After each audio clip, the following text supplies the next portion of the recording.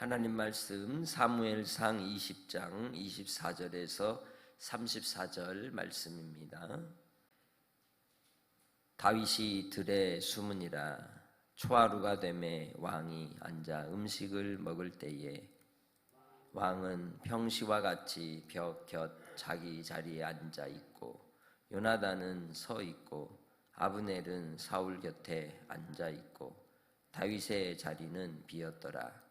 그러나 그 날에는 사울이 아무 말도 하지 아니하였고 이는 생각하기를 그에게 무슨 사고가 있어 부정한가 보다 정령이 부정한가 보다 하였음이더니 이튿날 곧 그 달의 둘째 날에도 다윗의 자리가 여전히 비었으므로 사울이 그의 아들 요나단에게 묻되 이새의 아들이 어찌하여 어제와 오늘 식사에 나오지 아니하느냐 하니 요나단이 사울에게 대답하되 다윗이 내게 베들레헴으로 가기를 간청하여 이르되 원하건대 나에게 가게 하라. 우리 가족이 그 성읍에서 제사할 일이 있으므로 나의 형이 내게 오기를 명령하였으니 내가 네게 사랑을 받거든 내가 가서 내 형들을 보게 하라 하였으므로 그가 왕의 식사자리에 오지 아니하였나이다 하니 사울이 요나단에게 화를 내며 그에게 이르되 패역무도의 무도한 계집의 소생아 네가 이새의 아들을 택한 것이 네 수치와 네 어미의 벌거벗은 수치됨을 내가 어찌 알지 못하랴. 이새의 아들이 땅에 사는 동안은 너와 네 나라가 든든히 서지 못하리라. 그런즉 이제 사람을 보내어 그를 내게로 끌어오라. 그는 죽어야 할 자이니라 한지라. 요나단이 그의 아버지 사울에게 대답하여 이르되 그가 죽을 일이 무엇이니까 무엇을 행하였나이까. 사울이 요나단에게 단창을 던져 죽이려 한지라. 요나단이 그의 아버지가 다윗을 죽이기로 결심한 줄 알고 심히 노하여 식탁에서 떠나고 그 달의 둘째 날에는 먹지 아니하였으니 이는 그의 아버지가 다윗을 욕되게 하였으므로 다윗을 위하여 슬퍼함이었더라. 아멘. 말씀 함께 암송합니다. 사도행전 6장 7절 하나님의 말씀이 점점 왕성하여 예루살렘에 있는 제자의 수가 더 심히 많아지고 허다한 제사장의 무리도 이 도에 복종하니라. 사도행전 6장 7절 말씀. 디모데전서 4장 8절 육체의 연단은 약간의 유익이 있으나 경건은 범사의 유익하니 금생과 내생의 약속이 있느니라. 디모데전서 4장 8절 말씀. 히브리서 11장 6절 믿음이 없이는 하나님을 기쁘시게 하지 못하나니 하나님께 나아가는 자는 반드시 그가 계신 것과 또한 그가 자기를 찾는 자들에게 상 주시는 이심을 믿어야 할지니라. 히브리서 11장 6절 말씀. 디도서 2장 14절 그가 우리를 대신하여 자신을 주심은 모든 불법에서 우리를 속량하시고 우리를 깨끗하게 하사 선한 일을 열심히 하는 자기 백성이 되게 하려 하십니다.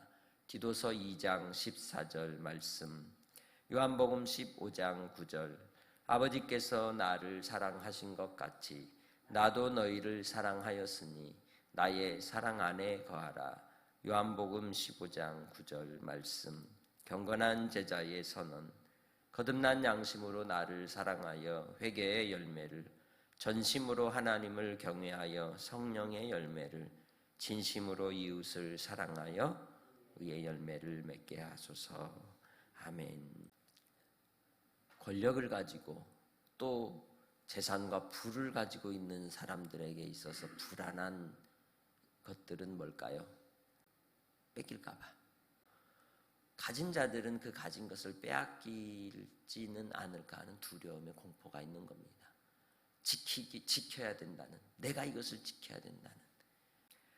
사울에게 있어서 그 왕이라고 하는 위치는 어느 날 갑자기 자기에게 주어진 것이었습니다. 이스라엘에는 왕이 있었습니까? 없었습니까? 있었습니다. 하나님이 왕이셨습니다. 그런데 백성들이 일어나 왕을 요구하자 그들에게 하나님이 사울을 택하여 왕으로 세워주셨습니다. 그런데 백성들로부터 신임을 얻는 한 사람이 나타나 그의 자라나는 모습을 보고 위협과 위기를 사울이 느끼고 있는 것이죠. 심지어는 그의 자녀들에게, 그의 아들 요나단에게 왕의 자리가 물려가지 못할 것이라고 하는 두려움도 있는 겁니다. 그보다 더 큰 두려움과 공포는 뭘까요? 그 스스로가 악해져 가고 있다는 두려움인 것이죠. 눈앞에 보이는 그러한 이제 싹에 대하여 제거해야 되겠다는 잘못된 선택을 하고 마는 겁니다. 우리도 우리의 작은 공간 안에서, 교회라고 하는 공간 안에서든지 집에서든지 직장에서든지 이 작은 알력들이 끊임없이 일어나잖아요. 그죠? 네.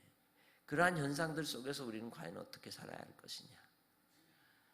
나의 기득권을 빼앗기지 않기 위해서 누군가를 밟고 올라가고 제거해야 할 것이냐. 이러한 시대적인 상황과 환경 속에 우린 과연 그리스도인으로서 어떤 삶을 살아야 될 것인지를 살피는 은혜가 있으시기를 주님의 이름으로 부탁합니다. 요나단은 이 다윗을 지키기 위해 아버지의 마음을 살피려고 월삭일 초하루 3일 동안 다윗을 들에 숨겨두고 아버지에게 나아갑니다. 그럴 때 사울이 첫날은 그저 무슨 일이 있는가 보다 하고 다윗을 이제 부정한 그런 일로 인하여 나오지 못했나, 사고가 있어서 그런가 하고 생각을 하여 말을 하지 않다가 다음 날도 오지 않아 요나단에게 물었던 거죠. 이사의 아들 어디 갔냐? 무슨 일 있었느냐? 왜 오늘도 식사에 안 오느냐라고 묻게 됩니다. 그때에 요나단이 변명을 하는 거죠. 그것은 왜 변명을 하는 거예요? 사울의 마음을 떠보려고 베들레헴에 가기를 간청해서 보냈습니다 라고 얘기를 하는 것이죠. 그러자 사울이 대노를 합니다. 왜? 다윗이 옆에 있어야 죽일 수 있으니까. 그래서 이 일로 인하여 사울이 요나단에게 30절에 크게 화를 내면서 폐역무도한 계집의 소생이라고 하죠. 폐역무도하다는 게 뭐예요? 아주 역적이라는 거죠. 도리도 모르고 짓밟고 올라오는 그러한 사람을 얘기하는 겁니다. 얼마나 큰 저주입니까? 이것은 누구를 저주하는 것과 같아요? 자기를 저주하는 것이고 요나단 저주하는 거예요. 또 뭐라고 얘기를 합니까? 니어미의 벌거벗은 수치됨. 참 입에 담지 못할 말을 자기 자녀 앞에서 하는 거죠. 우리가 기분이 나쁘다고 내 감정이 상했다고 쏟아내는 언어들이 우리가 서로에게 상처가 되고 아픔이 된다는 걸 우리는 너무도 잊고 삽니다. 항상 하나님 아버지 앞에서 그래서 우리는 항상 입술을 하나님께 드리는 자가 되어야 하겠습니다. 내가 거듭난 하나님의 백성으로서 하나님의 은혜를 입고 살아가는 주의 백성이라면 우리의 입술의 언어가 복된 입술이 되어야 하는 것입니다. 축복의 입술이 되어야 하는 것입니다. 우리의 마음의 상태에 따라서 입술에 나오는 언어도 그리한 것이죠. 입에서부터 그랬겠습니까? 마음이 그러하니 마음의 것이 나오는 것입니다.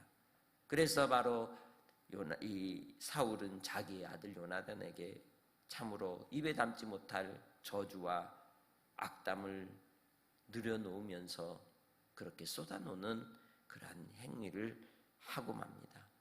그 이유는 다른 데 있지 않습니다. 위기감을 느끼고 있는 것이죠.